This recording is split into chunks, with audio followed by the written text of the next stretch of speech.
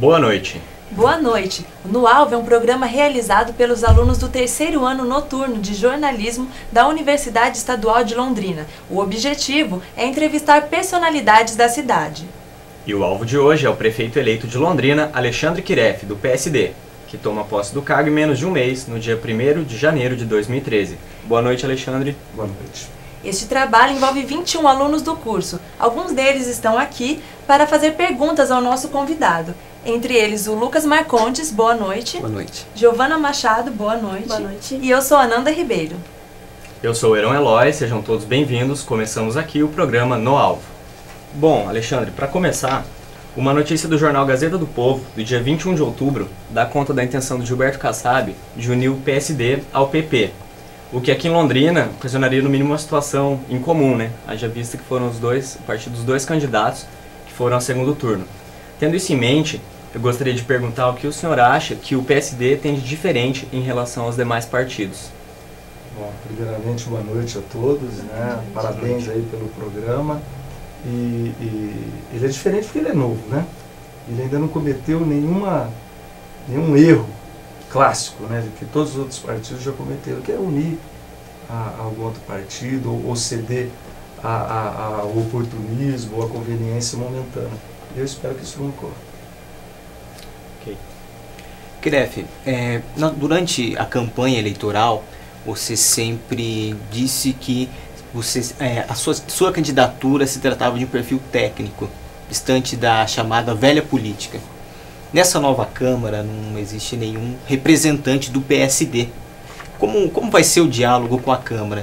Apenas a questão técnica, a questão administrativa vai dar conta? Ou vai ser preciso fazer alguma concessão política para os vereadores? Não vai ser feita qualquer concessão. Porque todo o processo eleitoral ele foi formatado em torno das nossas convicções. E eu sempre disse que não haveria espaço ou concessão a qualquer conveniência. Isso se estende também ao relacionamento com a Câmara. Então nós vamos sim ter um relacionamento profícuo em busca de resultados em favor de Londrina, mas sem praticar aquela velha política, sob hipótese alguma. Já conversei com todos os vereadores e eu estou muito bem impressionado com a postura que eles tiveram nessas conversas. Eu entendo que a Câmara de Vereadores deve ser uma casa independente. Eu acho que acredito que o relacionamento deva ser institucional e em torno de projetos. É essa a nossa proposta que foi vencedora nas urnas e é assim que nós vamos proceder. Até porque a Câmara de Vereadores, uma das principais atribuições é fiscalizar o Poder Executivo. Então é fundamental que essas duas casas tenham independência, um relacionamento institucional respeitoso, e assim que nós vamos conduzir. Eu não tenho nenhuma preocupação com relação ao relacionamento. Eu acho que é um preconceito que o cidadão tem, e aliás, é baseado em fatos aí que evidentemente induzem esse preconceito. Porque a história induz a gente a acreditar que somente esse é o caminho possível do relacionamento entre o Executivo e a Câmara de Vereadores, aquele caminho do tomar lá da cá, do fisiologismo e das concessões. Mas nós vamos mostrar que existe sim o respeito institucional e o respeito principalmente ao cidadão e ao eleitor. Quiref, em relação à verba estadual, durante a campanha o governador Beto Richa apoiou o Marcelo Bellinati, né? E até então foram poucos os investimentos do governo estadual aqui na nossa região. Como que você pretende obter a atenção do governo estadual para os projetos e investimentos daqui de Londrina? Eles são inevitáveis, né? Ele tem que investir aqui na região. Não é possível imaginarmos, né, que um governador vai abandonar uma cidade do porte de Londrina. É absolutamente improvável, apesar disso esse discurso ter sido propagado durante o processo eleitoral. Eu não consigo imaginar, por exemplo, o governador abandonar a capital do estado. E ele perdeu a eleição na capital do estado também.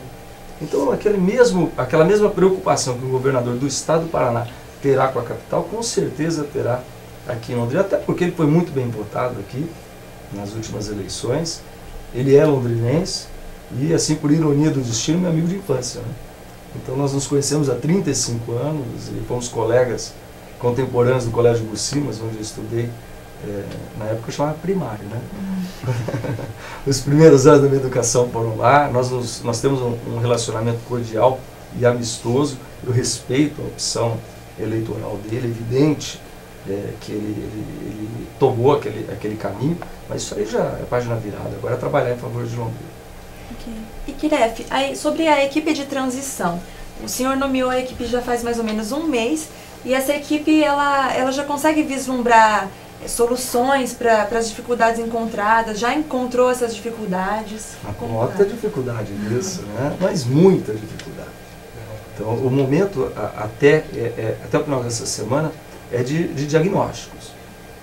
Então, a equipe de transição está realmente fazendo um diagnóstico de cada secretaria sob o ponto de vista financeiro, operacional, contratual, enfim, todo o ambiente de trabalho que cada futuro secretário, cada órgão público deverá propiciar ao executor, aquele que terá a atribuição de administrar esse setor da administração municipal. E as soluções devem ser desenvolvidas a partir desse diagnóstico. Mas, em linhas gerais, realmente nós temos muitos problemas na Prefeitura de Londrina, de todas as ordens, financeira, operacional, falta de planejamento. Realmente é um cenário muito ruim. E em relação às secretarias, você pretende ter um número enxuto de secretários, cargos de confiança, ou você vai manter os números que a gente vê hoje na Prefeitura de Londrina? Secretarias e órgãos públicos, nós vamos manter esse organograma inicial.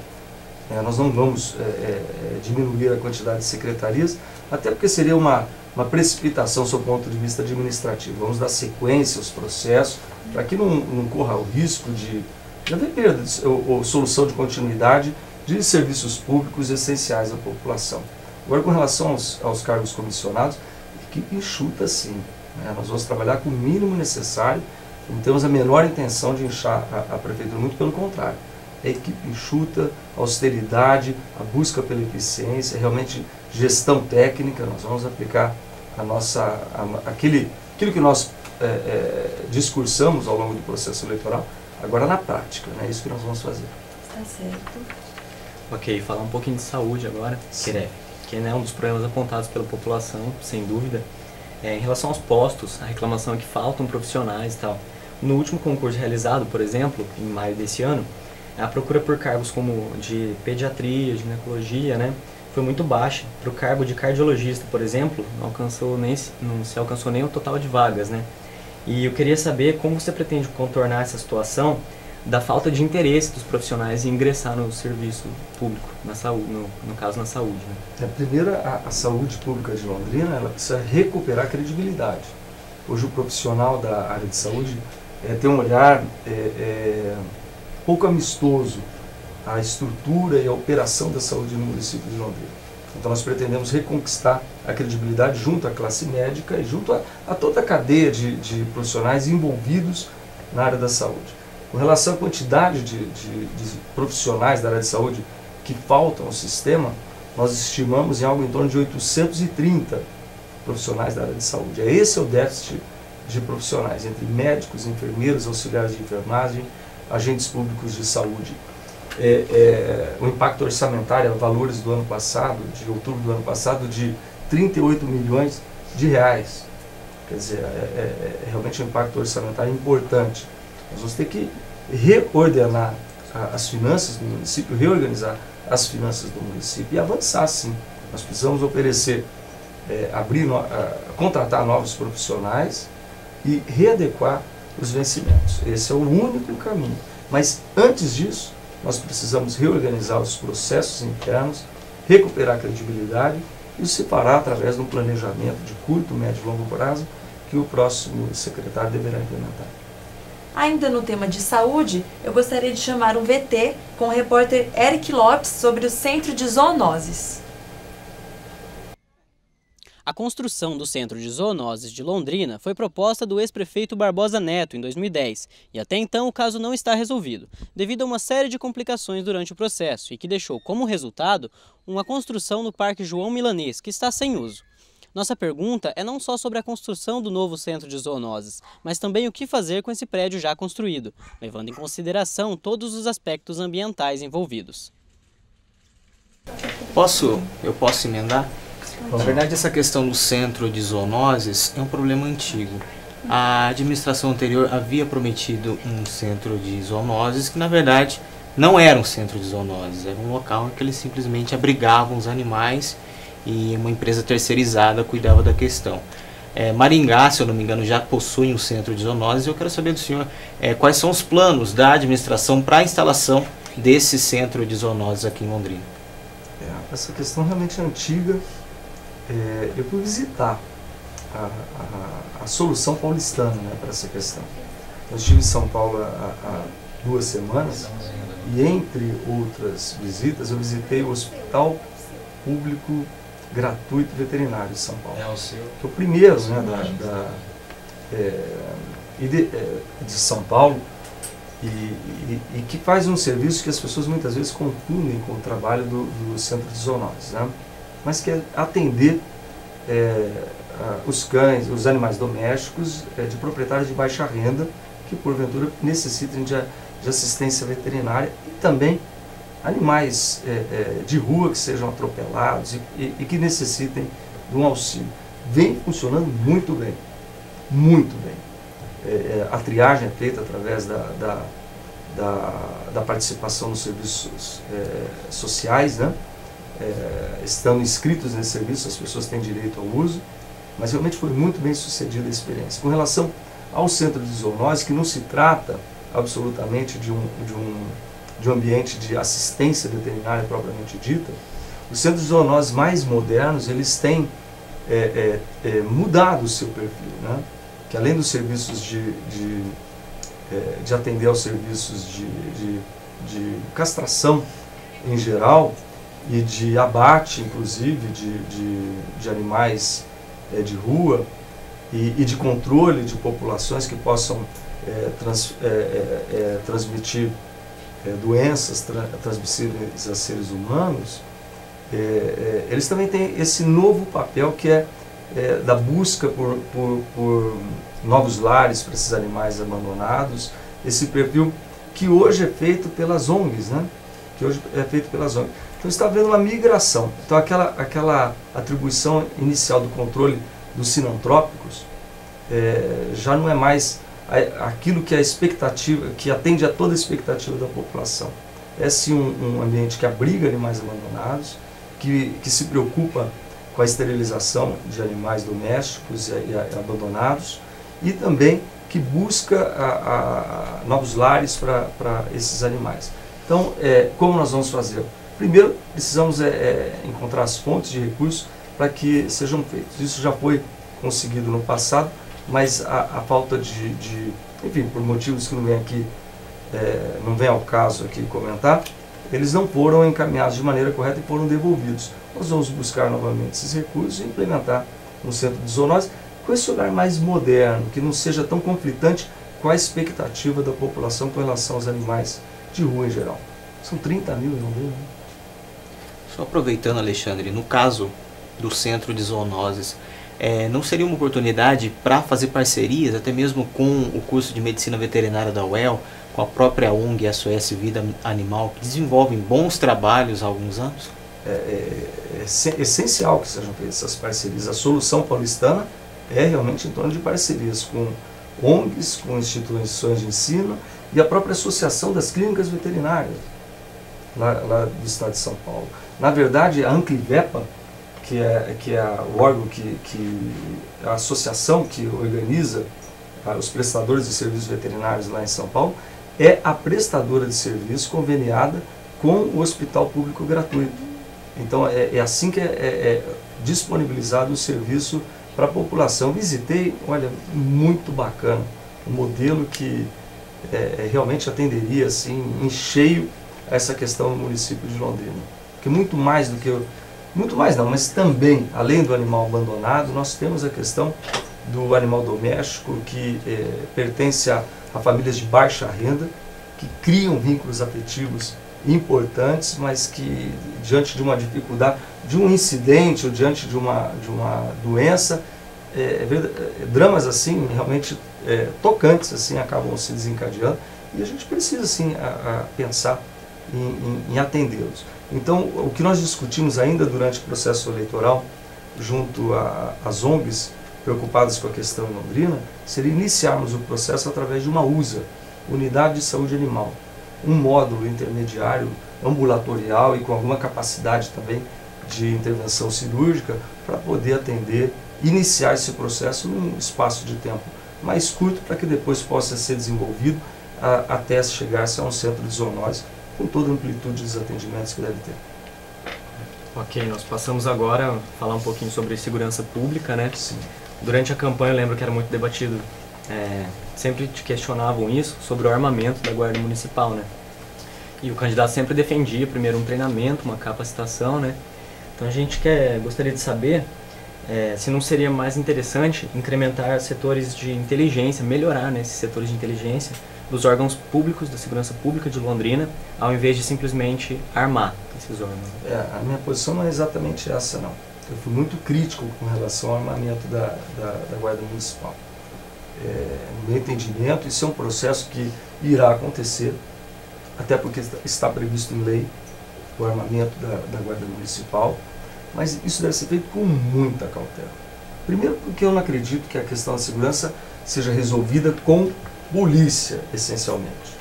Passa pelo serviço de segurança, mas anteriormente a isso, nós precisamos ter ações de assistência social, de investimento na educação, de desenvolvimento econômico, de diminuição das populações sobre vulnerabilidade social, habitacional e assim por diante. O processo é integrado. O simples armamento, a criação de uma força de segurança complementar à Polícia Militar e à Polícia Civil, me parece uma solução reduzida, um olhar reduzido, estreito a respeito da questão da segurança.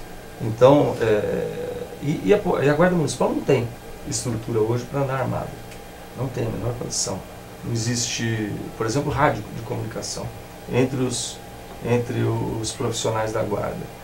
Não existe, por exemplo, um lugar para guardar as próprias armas, na hipótese de um guarda municipal sair de férias. Então, existe um longo caminho para que a Guarda Municipal possa estar armada. E com relação à inteligência, a Polícia Civil é a polícia investigativa. Cabe a ela trabalhar no processo investigativo, a Polícia Militar fazer o patrulhamento ostensivo e as ações repressivas, quando for o caso, e a Guarda Municipal, ao nosso olhar, se preocupar com a guarda patrimonial do município e dos serviços públicos também. O que não quer dizer que nós pretendemos transformar a Guarda Municipal em simples vigilantes. Não é isso.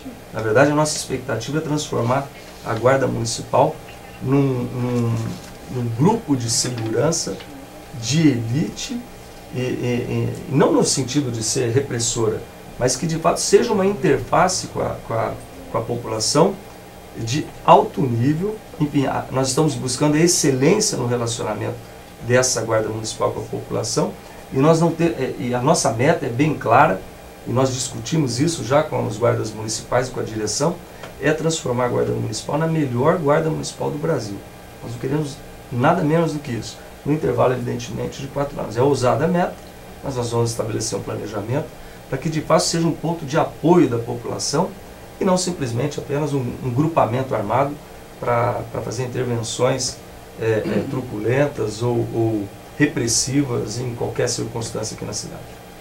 Certo. Nós encerramos aqui o primeiro bloco de perguntas e voltamos daqui a pouco. Fique aí.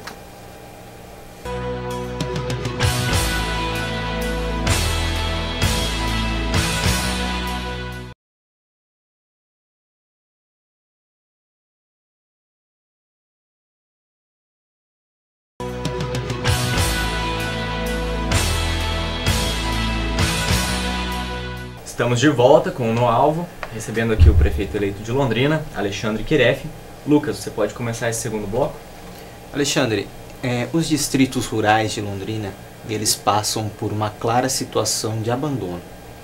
Compensação em Lerroville, na zona rural de Lerroville, foi instalado há alguns anos atrás um assentamento rural do MST, com aproximadamente 500 famílias, e ali eles já começam a instalar uma base sólida para a agricultura familiar.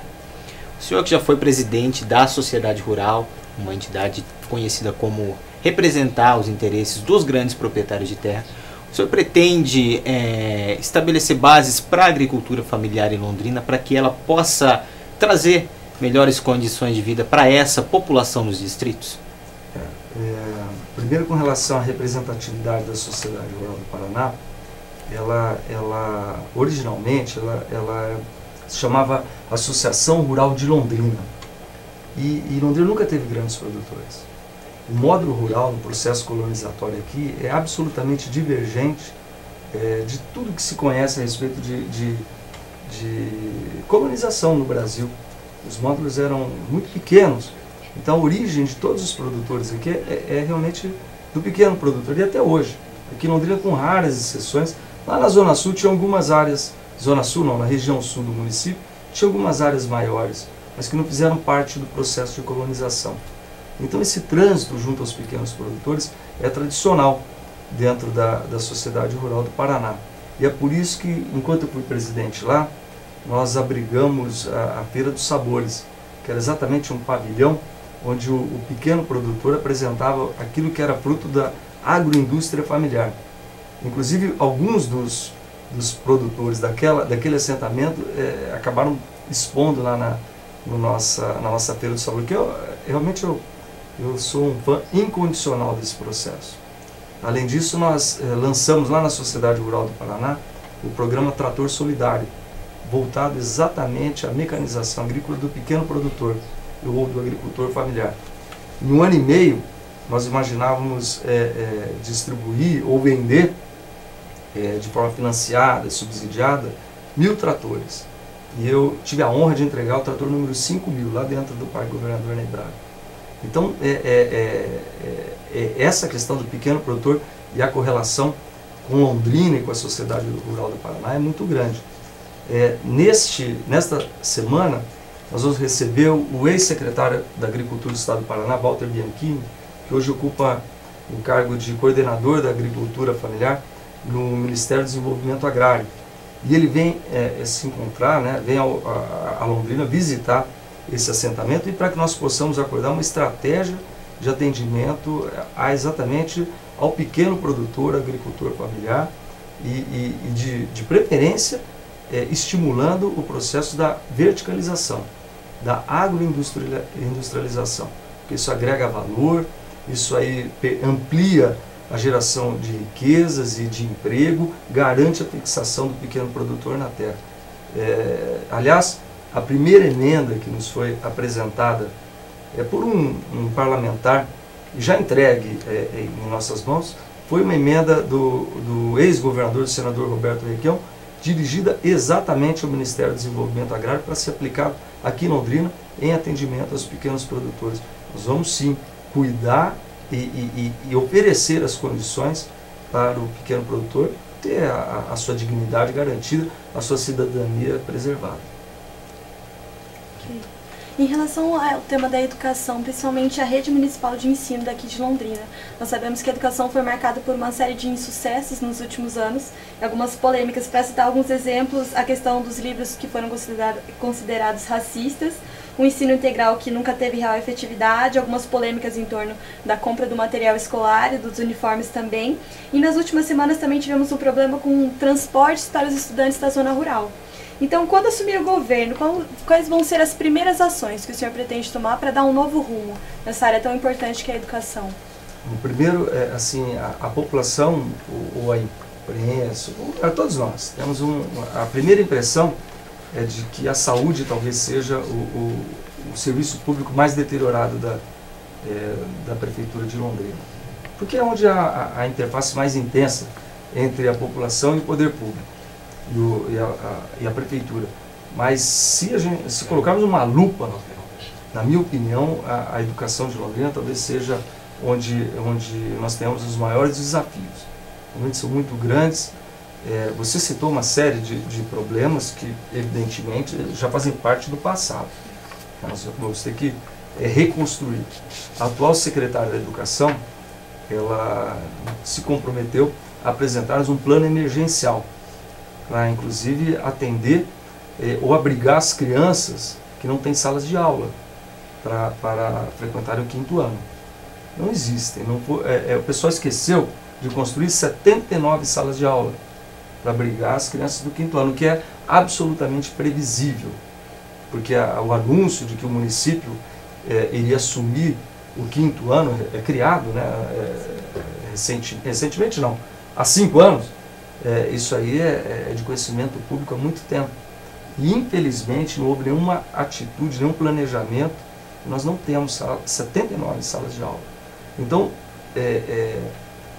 a solução encontrada, o que nos parece que será apresentada pela atual secretária como uma atuação emergencial, é de fechamento de laboratórios de informática, de bibliotecas, substituição dessas áreas por espaços para abrigar alunos, empréstimo de salas de aula das estruturas estaduais, enfim, um cenário realmente catastrófico e que nós vamos ter que reconstruir com planejamento, uma ação emergencial para poder garantir o mínimo de condições de estudo para as crianças aqui de Londrina e, na sequência, intervenções se faz com dinheiro, não é com palavras, tem que haver investimento e todo mundo sabe que as contas públicas do município de Londrina não são as mais favoráveis, nós vamos ter um ano dificílimo em 2013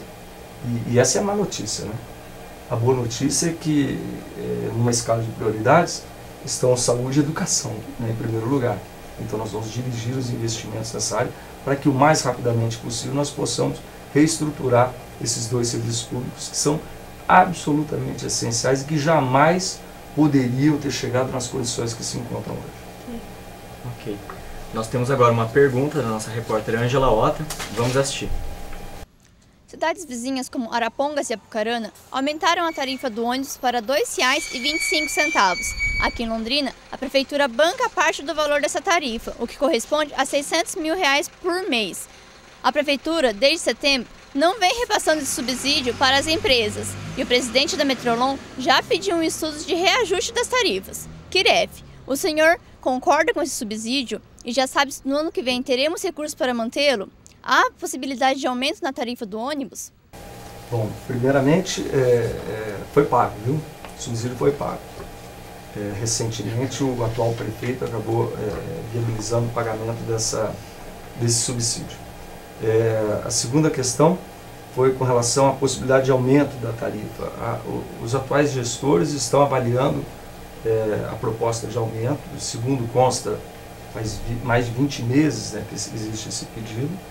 E essa decisão é técnica, ela não é política. Nós vamos ter que responder tecnicamente as questões que são politizadas tradicionalmente em Londrina. E é assim que nós vamos proceder. E com relação, se eu sou contra ou a favor ao subsídio, eu sinceramente eu acho que houve uma inversão no processo de participação do poder público, aí, enfim, um posicionamento equivocado. Subsidiar um modelo de transporte que não é absolutamente eficiente, é mais ou menos a mesma coisa do que colaborar com o subsidiar o pagamento de uma conta de água de uma casa que tem vazamentos. Nós tínhamos que fazer as intervenções necessárias no sistema para que ele de fato fosse o mais eficiente possível, para que os custos operacionais fossem os mais baixos possíveis, para que numa eventualidade de subsídio, esse dispêndio de recursos fosse o menor. Então eu acredito que houve uma inversão. Nós vamos trabalhar fortemente com técnica, no sentido de fazer com que o serviço tenha uma maior eficiência, que ele seja o mais barato possível e a discussão do subsídio é uma discussão da sociedade. Se a sociedade quiser financiar o processo de transporte, deslocamento de trabalhadores e de estudantes, isso é uma decisão da sociedade.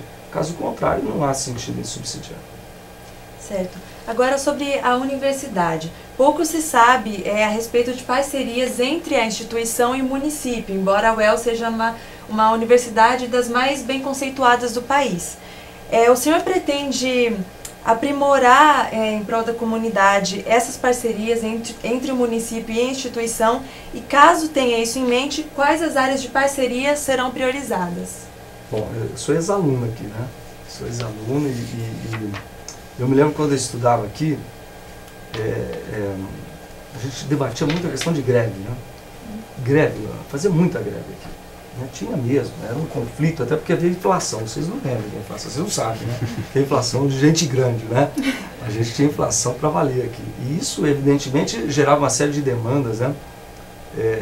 Dos professores, funcionários, entre outras demandas, né? E eu me lembro que a cidade não percebia a importância da universidade. Não conseguia abraçar a causa universitária. E eu nunca entendi por quê. Porque a universidade talvez seja um dos fatores mais importantes no sentido de garantir o desenvolvimento de Londrina. Eu tenho certeza absoluta que foi uma força motriz essencial para transformar Londrina nessa cidade que é hoje. Fez muita diferença. Muita diferença. E eu tenho esse entendimento. E é por isso que eu vou fazer, não vou medir esforço no sentido de me aproximar da universidade. Eu fiz uma visita ao HU, ao Hospital Universitário, há uma semana, e fui recebido pela reitora Nádia. E desde esse primeiro contato, nós já agendamos uma nova visita aqui ao UEL, e o nosso objetivo é sim estreitar o relacionamento entre a prefeitura e a universidade, e o primeiro tema de discussão foi exatamente no setor da saúde. Nós já rascunhamos aí um conselho, um órgão observador da saúde de Londrina, em parceria entre a UEL e o município de Londrina, no sentido de colaborar e fazer com que nós possamos avançar. Já foi citado aqui, né? Centro de zoonose, hospital veterinário. Bom, eu sou veterinário, né? Dei plantão aqui. Então é outra linha possível, e tantas outras, né? O que se desenvolve de tecnologia aqui na universidade, o potencial de prestação de serviços e de complementação ou de extensão do processo educacional é gigantesco. Então nós precisamos aí desenvolver uma política de parceria entre a UEL e a Prefeitura de Londrina. Essa é a minha intenção. Vamos trabalhar de forma organizada e planejada para que isso ocorra. E, Kiref, sobre cultura agora. Além de incentivar a cultura, você queria transformar a cidade em um polo turístico-cultural, certo? Entretanto, o nosso Teatro Ouro Verde pegou fogo e a previsão para a conclusão da construção do Teatro Municipal é somente depois do término do seu mandato. Como você pretende transformar os espaços alternativos de cultura como espaços apropriados para o desenvolvimento da cultura na cidade? Bem, vamos lá. Primeiro, o Ouro Verde, que queimou e que que tem tudo a ver com a UEL, né?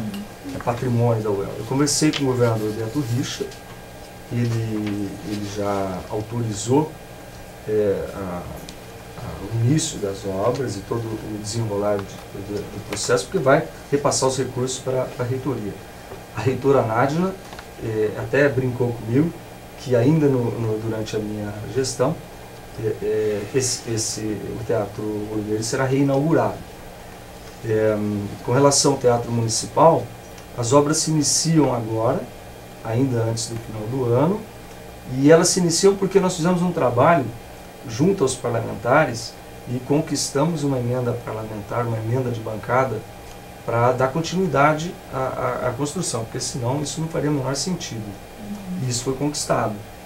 Então, nós vamos dar continuidade. O que parece ser um horizonte distante, passa no estralo de dedos. E não há outro caminho. Na vida não há atalhos. E para construir uma estrutura que, no meu olhar, vai se tornar icônica aqui da nossa cidade, realmente vai demorar um pouquinho de tempo. Mas nós vamos ter que avançar e eu vou fazer isso. Vou dar continuidade ao processo com todas as forças e o máximo de velocidade que for possível. Esse é o nosso foco. Existem outros equipamentos que podem contribuir nesse sentido. O Teatro Zaqueu de Mello, eu não vou saber o nome de qual deputado federal ou senador que atendeu a nossa solicitação para incluir uma emenda para sua reforma, que é na ordem de R$400 mil, muito pouco. O próprio Colégio Mãe de Deus inicia agora um processo de construção de um mini centro de convenções, inclusive com um teatro muito interessante. Mais um equipamento que pode fazer parte desse complexo cultural londrinense.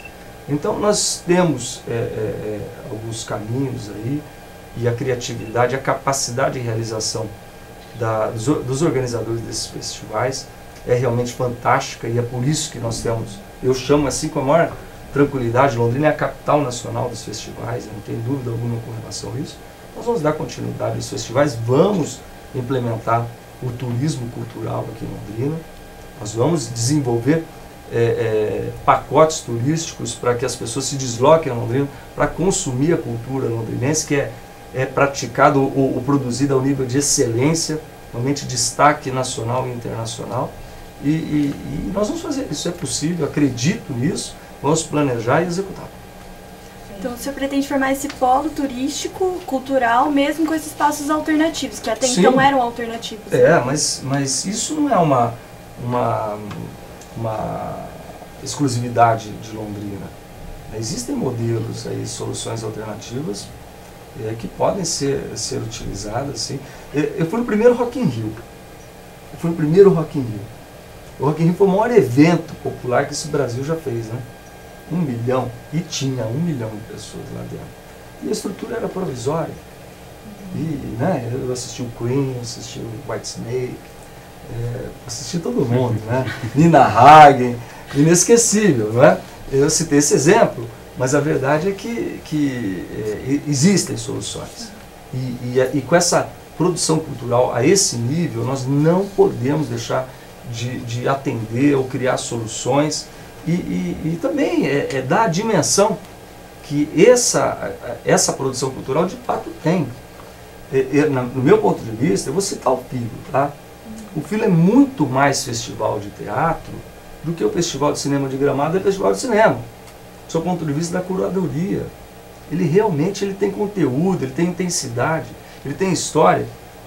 Mas por outro lado, eu não vejo as pessoas pegarem um avião e virem para Londrina para assistir exclusivamente o Filo, mas vejo as pessoas tomarem essa decisão para ir a Gramado. Então, nós precisamos desenhar isso aí, precisamos valorizar. E de maneira respeitosa ao processo cultural, evidentemente, não pode haver qualquer interferência, mas existe esse caminho, nós vamos, junto com os protagonistas do movimento cultural londrinense, dar esse encaminhamento, sim. Ok. Bom, ainda teríamos muitas questões de Londrina para tratar, né? Mas se a gente fosse fazer isso, ficaríamos horas aqui. A gente agradece a presença do novo prefeito de Londrina, Alexandre Quiref, do PSP. Agradecemos também a todos os envolvidos nessa produção do terceiro ano noturno de jornalismo da UEL, aos técnicos, professor, aos meus colegas de classe aqui na frente das desejamos boa sorte a ele nos próximos 4 anos. Exatamente. Agradeço. E um bom 2013 a Londrina, né? Que dê tudo certo. É isso. Boa noite, gente. Boa noite.